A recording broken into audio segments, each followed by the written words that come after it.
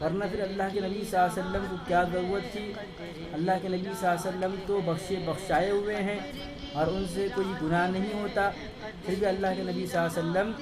رات رات بھر جاگ رہے ہیں، عبادتیں کر رہے ہیں۔ گویا کہ امت کو تعلیم دی جا رہی ہے کہ جب تمہارا نبی جاگ رہا ہے اور عبادت کر رہا ہے اور اللہ تعالیٰ کو راضی کر رہا ہے، تو پھر تم پر اس سے زیادہ ضروری ہے کہ تم راتوں میں جاگو، اللہ کی عبادت کرو۔ لہٰذا یہ رات بڑی بابرکت ہے، اس کی الگ الگ احادیث بیان کی گئی ہیں۔ بعض حدیثوں میں بتایا جاتا ہے کہ شب قدر سارے رمضان میں جب چاہے جو ہے اس کی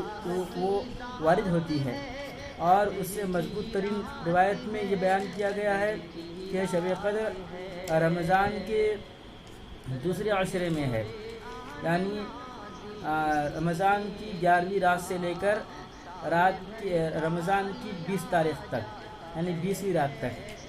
تو لہٰذا دوسری اس سے زیادہ مضبوط روایت میں یہ بیان کیا گیا ہے کہ رمضان کے آخری عشرے میں، یعنی 21ویں رات سے لے کر عید کا چاند دیکھنے تک، یعنی اس سے پہلے والی رات میں شب قدر پائی جائے گی۔ اور اس سے زیادہ مضبوط ترین روایت میں جو سب سے زیادہ مضبوط ہے، اس میں آخری عشرے کی طاق راتوں میں جاگ کر شب قدر کو تلاش کرنے کے لیے کہا گیا ہے۔ لہذا اگر کوئی آخری عشرہ پورا کا پورا جاگ لیتا ہے تو اللہ تبارک و تعالیٰ کی ذات سے امید ہے کہ اس کو شب قدر حاصل ہو جائے گی۔ لیکن ان راتوں میں جاگ کر کرنا کیا ہے؟ دیکھیے، بعض لوگ بدعات پر عمل کرتے ہیں، اپنی طرف سے من گھڑت اعمال کر لیتے ہیں اور سمجھتے ہیں کہ ہاں بھائی ہم نے بڑا اچھا کام کر لیا اور اب جو ہے ہمیں زیادہ سے زیادہ ثواب ملے گا، اور دوسروں کو بھی اس کی ترغیب دیتے ہیں۔ جبکہ اچھی بات ہے کہ کسی کو دین کی طرف دعوت دینا، کسی کو دین پر ابھارنا، کسی کو اچھائی کی باتیں سکھانا اور اعمال صالحہ کی ترغیب دینا اچھی بات ہے، لیکن صرف وہی اعمال صالحہ، صرف وہی اچھی باتیں جو قرآن و حدیث سے ثابت ہوں، اللہ کے نبی کے صحابہ نے کیا ہو، تابعین نے، تبع تابعین نے اس بارے میں بتایا ہو۔ لہٰذا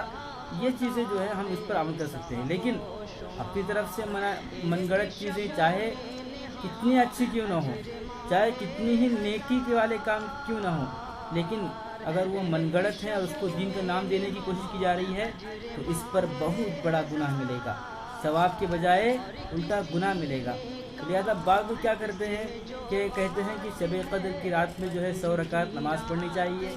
اور اتنی تسبیحات پڑھنی چاہیے، فلاں اذکار کرنے چاہیے، اور اس کو اپنی طرح سے متعین کر دیتے ہیں، مقرر کر لیتے ہیں۔ یہ سب جو ہے دین سے باہر کی چیزیں ہیں۔ دین میں وہی چیز داخل ہے جو ہمارے پیارے نبی صلی اللہ علیہ وسلم نے بتایا، صحابہ کرام نے اس پر عمل کر کے دکھایا ہو۔ لہذا صحابہ کا عمل بھی ہمارے لیے قابل اتباع ہے، صحابہ کے فرمان ہمارے لیے قابل اتباع ہے، اور وہ احادیث کا درجہ رکھتی ہیں۔ یعنی اللہ کے نبی صلی اللہ علیہ وسلم کے صحابہ وہ کام ہرگز نہیں کر سکتے جو اللہ کے نبی صلی اللہ علیہ وسلم نے منع کیا ہو، یا جن کاموں کے کرنے سے اللہ کے نبی صلی اللہ علیہ وسلم ناراض ہوتے ہیں۔ لہذا صحابہ کرام نبی صلی اللہ علیہ وسلم کے مزاج سے اچھی طرح واقف تھے، تو انہوں نے جو بھی عمل کیے ہیں اس پر ہمیں بھروسہ کرنا چاہیے، اور یہ یقین رکھنا چاہیے کہ اگر یہ عمل اگر نبی صلی اللہ علیہ وسلم دیکھ لیتے تو اس کو پسند فرماتے، کیونکہ اللہ کے نبی صلی اللہ علیہ وسلم، یہ اللہ کے نبی صلی اللہ علیہ وسلم کے صحابہ کرام ہیں جن کے بارے میں اللہ کے نبی صلی اللہ علیہ وسلم نے فرمایا کہ میرے صحابہ ستاروں کے مانند ہیں،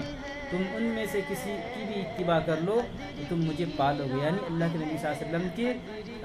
اعمال اگر ہمیں دیکھنے ہیں تو صحابہ کے اعمال بھی ہم دیکھ سکتے ہیں۔ تو یہ چیزیں ہونی چاہیے۔ اس کے علاوہ اس رات میں کسی بھی چیز کو اپنی طرف سے بنا کر پیش کرنا اور اس پر جو ہے عمل کر لینا، اس کو